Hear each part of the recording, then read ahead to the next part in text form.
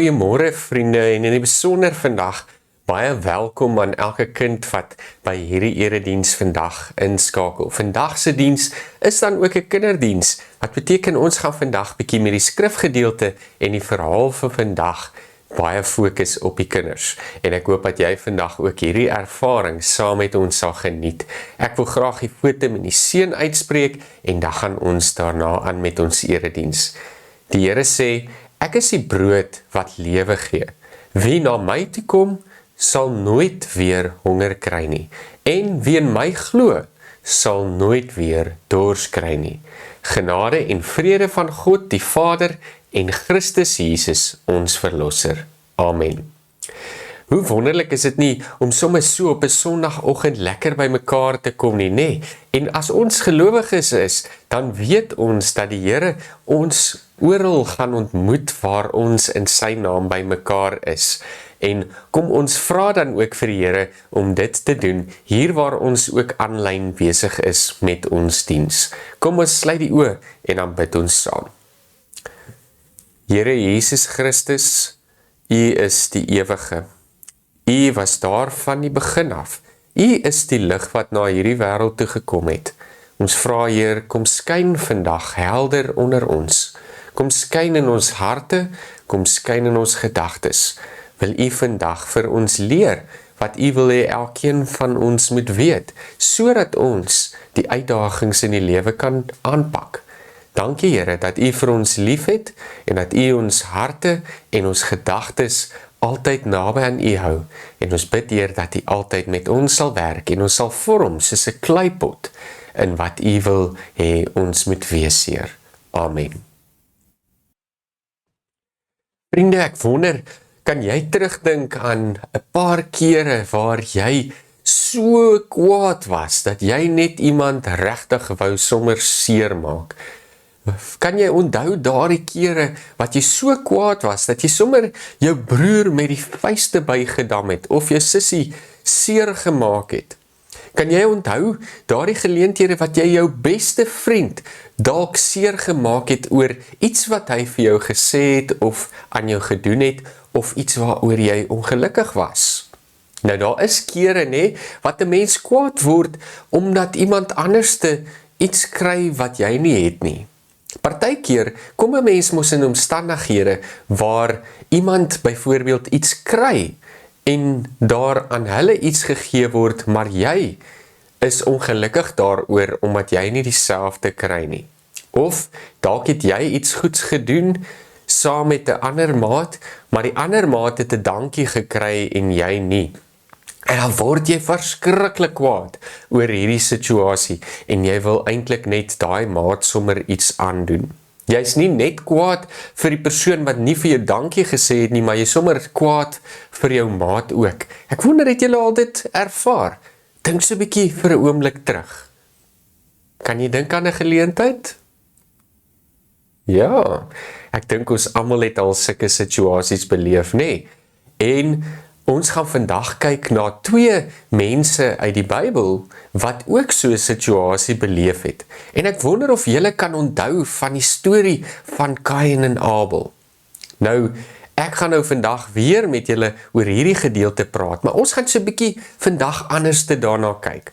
Want ons wil vandag bietjie hoor, wat gebeur met Kain? Emosioneel, wat gebeur met hom terwyl hy besig is met hierdie interaksie, met hierdie daad wat hy met ander woorde vir God sy offer bring en God nie sy offer aanvaar nie. Maar kom ons lees eers gou daai gedeelte net saam. Ons lees vandag uit Genesis 4 van vers 3 tot 7, maar jy moet eintlik Genesis 4 vers 3 tot 16 in geheel lees. Ons fokus gaan wel wees op daardie gedeelte, en ons gaan wel later oor die res van die gedeelte praat, maar ons gaan vir nou net van Genesis 4 vers 3 tot 7 lees. Kom ons lees dit saam op die skerm. Na verloop van tyd het Kain van die vrug van die grond 'n offer vir die Here gebring. En Abel, ook hy het 'n offer gebring uit die eersgeborenes van sy kleinvee van hulle vet.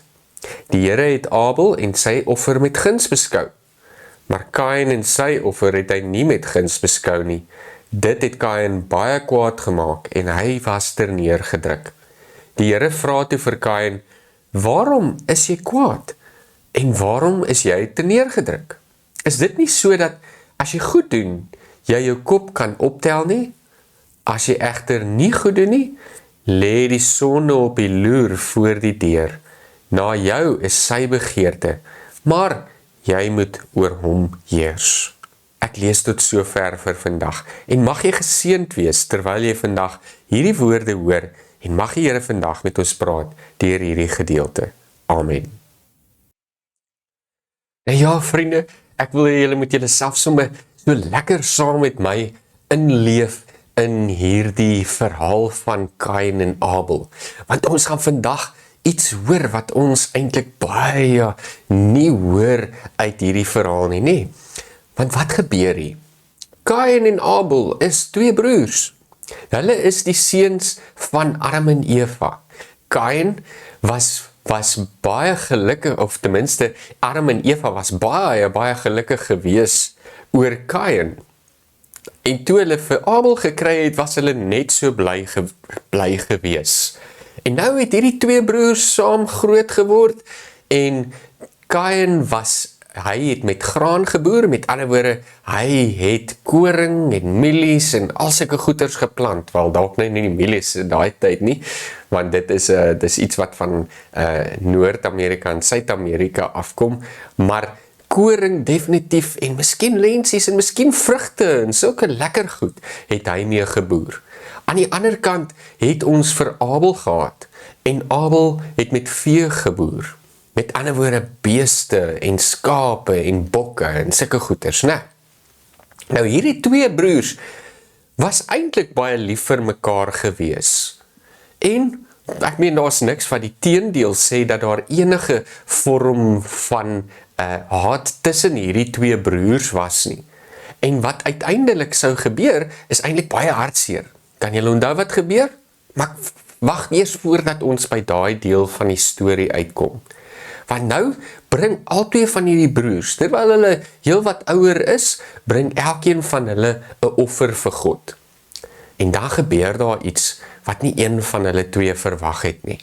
God aanvaar Abel se offer van die dierevet wat hy geoffer het, maar hy aanvaar nie Kain se offer nie. En baie belangrik dat ons vandag hoor, hierdie teksgedeelte sê eintlik vir ons glad nie hoekom God Abel se offer aanvaar het, maar nie Kain se offer nie. So mens kan verstaan dat Kain 'n bietjie konflik beleef het, nee? Met ander woorde, hy was 'n bietjie ongemaklik.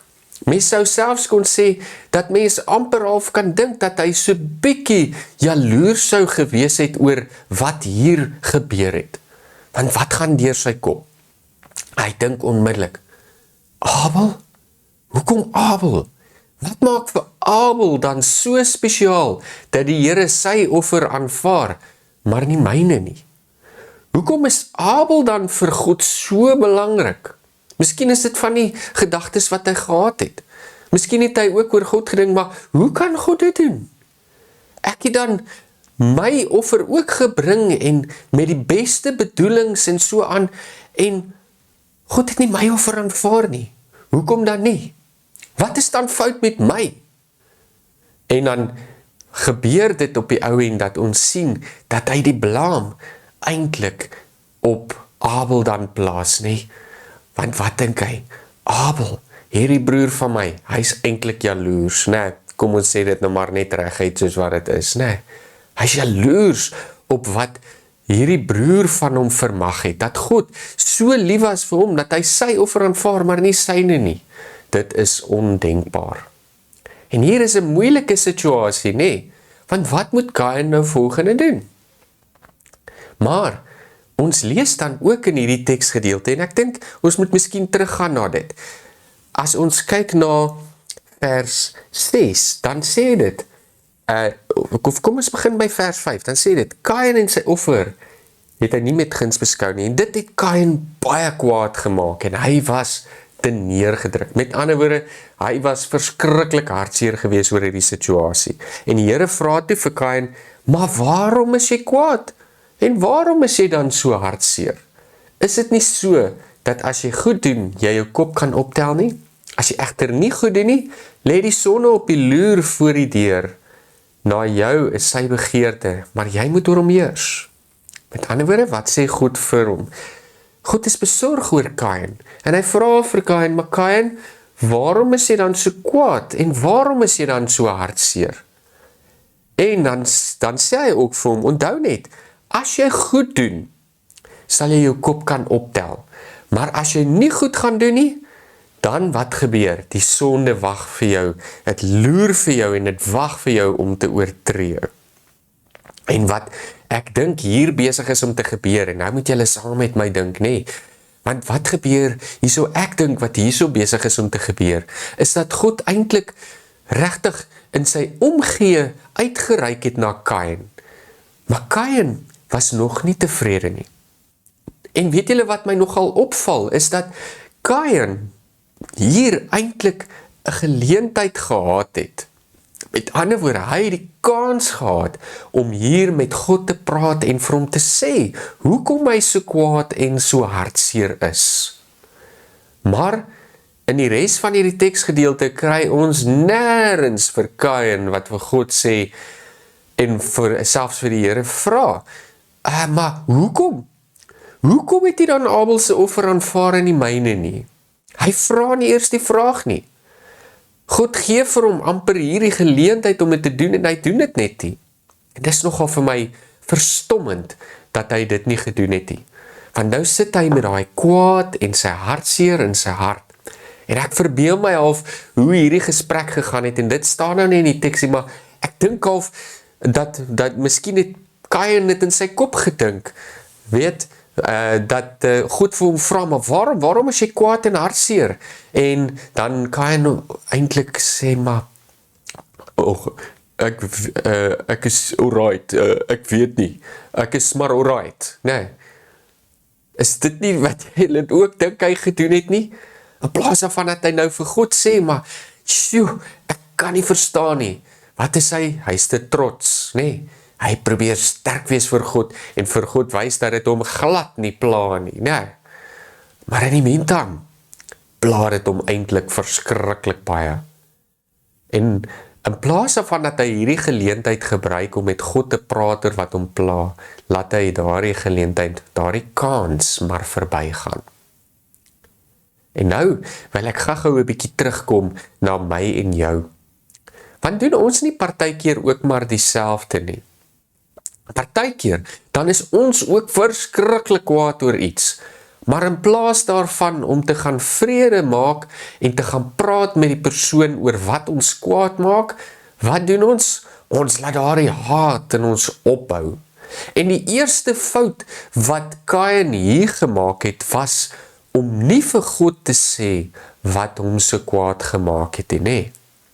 Hy het nie, toe hy die geleentheid gehad het om vir God te sê oor sy hartseer en sy pyn en sy woede nie, het hy daardie geleentheid nie gebruik nie. Hy het die kans verby hom laat gaan, né? En wat gebeur? Hy word net nog meer kwaad. Hy word net nog meer kwaad. En God waarsku nogal vir Kain ook. Hoorie Kain, onthou net, as jy goed doen, dan kan jy jou kop hoog optel, né? Maar as jy dit nie doen nie, gaan jy jou kop moet laat sak in skaamte vir wat jy gaan doen, né? God waarsku hom. Hy sê vir hom, hoorie Kain, ek weet wat jy dink. Is amper asof hy dit insinueer, né? Is amper asof God vir hom sê, ek weet wat jy dink, en ek sê vir jou nou, né, as jy gaan toelaat dat hierdie kwaad in jou en hierdie hartseer in jou bly, dan gaan jy jammer wees oor wat jy volgende gaan doen. Maar Kain, hy luister nie. Hardkoppig, hy wil nie praat oor sy kwaad nie, nee. En partykeer is ons ook mos maar so, nee. Ons wil nie altyd praat oor dit wat ons kwaad en hartseer maak nie. Maar die probleem daarmee is dat as ons daardie kwaad en daardie hartseer binne ons hou, dan gebeur daar lelike dinge. En dis wat volgende gebeur in hierdie verhaal van Kain en Abel, nee. Want kan julle onthou wat het Kain toe gaan doen? Kain lok toe vir sy broer in die veld, en toe hy die kans kry, toe gryp hy 'n klip en slaan vir Abel dood, nee. En die bloed van Abel vloei oor die land, en God weet van wat Kain gedoen het, nee. En dan kom hy by Kain en hy vra vir hom, Kain, waar is jou broer? Want die bloed van jou broer roep uit na my. En Kain antwoord met hierdie baie sarkastiese en lelike antwoord, is ek dan die beskermer van my broer? Nee, so 'n lekker houdingkie aan hom, nee. En dan praat God met hom, nee, en hy sê vir hom, Kain, omdat jy dit gedoen het, sal jy 'n vervloekte wees in jou eie land. En wat gebeur? Dan is daar nog 'n interaksie tussen Kain en God. Want Kain vra dan vir die Here om hom genadig te wees, nee, hy sê vir die Here, Here, maar asseblief, gee my net 'n merk, sodat mense my nie sal doodmaak nie, want so seker as wat ek hier staan, sal die mense my doodmaak as hulle my sien. En God kry vir Kain jammer, en hy gee vir hom wel die merk. En ek dink hierdie laaste gedeelte wil vir my en vir jou ook iets sê oor God se hart. Want hier is Kain, hy het sy broer doodgemaak, en dit was verskriklik lelik, en ons moet dit nooit doen nie. Voordat dit ooit gebeur, nee, moet ons eerder praat oor ons kwaad, nee. Ons moet vir iemand gaan vertel, hoorie, ek het hierdie verskriklike kwaad en hartseer in my, en ek weet nie hoe om dit reg te maak nie. Ek moet begin by die Here, nee. Dis wat Kain die geleentheid op uitgemis het. Hy het 'n geleentheid gehad om met God te praat en vir hom te vra, Here, ag, sê tog net vir my, hoekom het dit gebeur? Miskien sou God hom nie geantwoord het nie. Miskien sou God hom net gesê het, weet jy wat, Kain, weet net een ding, ek is vir jou lief, en jy is vir my net so belangrik soos wat Abel is.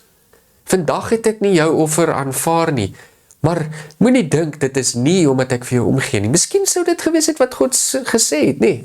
Ons het nou nie daai details in die teks nie, nee. Die verhaal het homself nie so uitgespeel nie, nee. Maar miskien sou dit iets gewees het wat God gesê het, wat dink julle? En wat sou dan gebeur het? Dink julle dan dat Kain vir Abel sou doodgemaak het? Ek dink waarskynlik seker nie.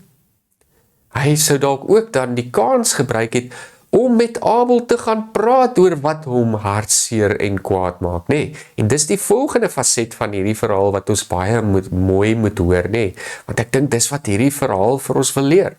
Ek wil vir ons leer dat as ons koppe optel en die regte ding doen en gaan praat met die mense vir wie ons kwaad is en wat ons hartseer maak oor dit wat ons so pla, dan kan ons dalk eerder met 'n sterker verhouding daar wegstap, nee. 'n Sterker vriendskapsband, 'n sterker band met my boetie of my sussie. As ek my vuiste gaan gebruik, as ek geweld gaan gebruik, gaan dit nie tot goeie dinge lei nie, nee. En ek doen dalk iets waaroor ek baie spyt is. En dis presies waarteen God vir Kain gewaarsku het, nee. Toe hy vir hom gesê het, as jy hierdie kwaad en hierdie hartseer in jou, kyk maar net, die gevolge daarvan gaan lelik wees. Dit gaan nie 'n mooi verhaal wees nie, nee. En dit was nie gewees nie, nee. En ons moet dit ook hoor vandag. As ons nie gaan praat met God oor ons kwaad nie, en ons praat nie ook met die mense vir wie ons kwaad is en wie ons hartseer maak nie, dan gaan ons dalk dinge doen wat ons baie spyt later oor gaan wees. Goed, Kain het selfs aan die begin nie eers gewys dat hy baie jammer is oor wat hy gedoen het nie, nee. Maar soos wat God sy straf op lê, wat gebeur met Kain? Hy besef die gevolge wat hy moet dra vir die keuse wat hy gemaak het, nê? En dan vra hy vir God om hom genadig te wees. En weet julle wat? God is vir hom genadig. Hy gee wel vir hom hierdie merk, wat eintlik dan net simbolies daarvan is, dat God so genadig is, dat hy nie wil hê dat Kain sommer net om die lewe gebring moet word nie, né? Met ander woorde, dat Kain sommer net doodgemaak word nie, né? Wat doen hy? Hy is nogtans genadig vir Kain. Hy gee nogtans vir hierdie moordenaar broer, hierdie seun wat sy eie broer doodgemaak het, gee hy nog steeds om. En hy het nog steeds 'n saak met hom. En hy stap nog steeds 'n pad met hom. En dit is wat ek en jy ook vandag moet hoor, nê? Partykeer dan bars ons uit ons woede uit, nê, en ons slaan en maak seer en sê lelike goed en doen lelike dinge, nê? Ons maak slegte keuses wanneer ons kwaad en hartseer in ons harte hou, nê? Maar God is nog altyd daar om ons te help. Hy is nog altyd lief vir ons en hy wil ons altyd help om beter te doen. En vandag moet ek en jy net ook daai keuse maak om te sê, weet jy wat? Ek kies vandag om voordat ek my kwaad en my hartseer op iemand anders te uithaal, dat ek eerder na God toe gaan. Voordat ek my kwaad en hartseer op my bure, op my vriende, op my broer of my sussie, my ma, my pa, my ouma, oupa, mense van my gemeenskap, mense van my land, mense van die wêreld gaan uithaal, gaan ek daaroor praat. En as ons na mekaar luister, dan kan ons die ewige lewe kry. Dit is wat Jesus vir ons leer, né? Dis waaroor liefde gaan. Liefde beteken dat ons met mekaar gesprekke het oor ons kwaad, oor ons hartseer. En ons vind mekaar dan, nê?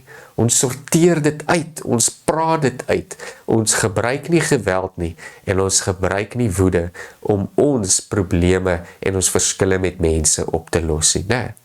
En ek hoop ons sal dit ook onthou. En mag Jesus jou help wanneer jy kwaad en hartseer is. En mag ek en jy elke slag onthou wanneer ons kwaad en hartseer is, om eers met God te gaan praat en vir hom te sê, Here, ek is so kwaad en ek weet nie wat om te doen nie. Dat hy vir ons raad kan gee, nê? En dan, as ons 'n bietjie gekalmeer het, gaan praat ons ook met die mense vir wie ons so kwaad is en wie ons so hartseer gemaak het, nê?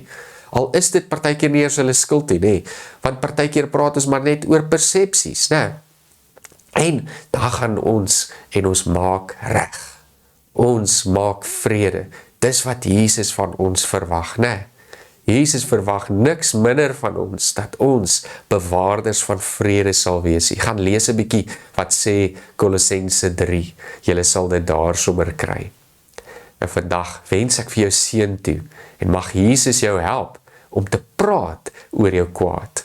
Nie net met hom nie, maar ook met die mense vir wie jy kwaad is en wat jou hartseer maak. Mag die Here jou seën. Amen. Kom ons sluit die oë en dan bid ons ook saam. Here Jesus, so klein soos wat ons is, weet ons dat ons so baie afhanklik van U is. Sonder U kan ons nie bestaan nie. En ons wil vandag vra dat U ons help om te praat oor ons kwaad. Partykeer bottel ons dit op. En dan is dit soos 'n kookbotteltjie wat ons skud, Here, en daardie druk bou in ons op, en die oomblik wat daardie kwaad 'n kans kry om te ontsnap, wat gebeur? Dan bars daardie kook uit. En so is dit met ons harte ook, Here. En ons wil nie so in woede en hartseer ander mense seermaak nie. Help ons daarom om eerder geluk te soek, om eerder vrede te soek, om eerder te praat met U oor ons kwaad, en om eerder met die mense rondom ons te praat oor ons kwaad. Ons bid, Heer, dat U vir ons sal gee wat ons nodig het om van dag tot dag te lewe, en wil U elkeen van ons harte en gedagtes oorheers, sodat ons nooit in Kain se situasie sal beland nie, Heer. En ons bid dit in U groot en U heilige naam alleen. Amen. Daar sê, ek hoop julle het vandag sommer dit geniet om so saam in Jesus se teenwoordigheid tyd te spandeer, en ek hoop dat jy vandag ook sal onthou om te praat oor jou kwaad en hartseer. Jy hoef dit nie alleen te dra nie. Jesus is daar om jou te help. En ek gaan nou die seën uitspreek, en dan nooi ek jou uit om sommer te bly vir 'n paar afkondigings na die tyd. Ek gaan dit sommer in 'n video flits, en ek hoop dat jy hierdie week sommer Jesus se liefde in oorvloed sal ervaar. En mag julle ook dan hierdie vakansie wat kom, sommer verskriklik baie geniet. Dis 'n lekker kort vakansie, maar 'n lekker breek, en ek hoop dat jy lekker uitrus en volgende kwartaal met nuwe energie en met nuwe krag terug sal kom. Kom ons ontvang nou ook die seën van die Here. Mag die genade van Here Jesus Christus, die liefde van God wat ons Pa is, en die gemeenskap van die Heilige Gees nou met jou wees. Amen. Ek sien julle dan volgende keer.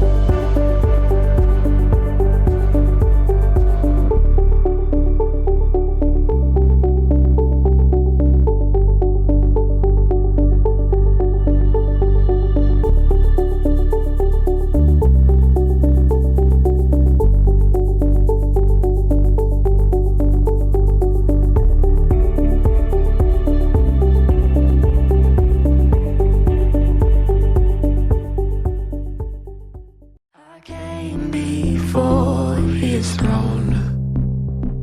He touched my lips and made me whole, exchanged my heart of stone for one of flesh and blood.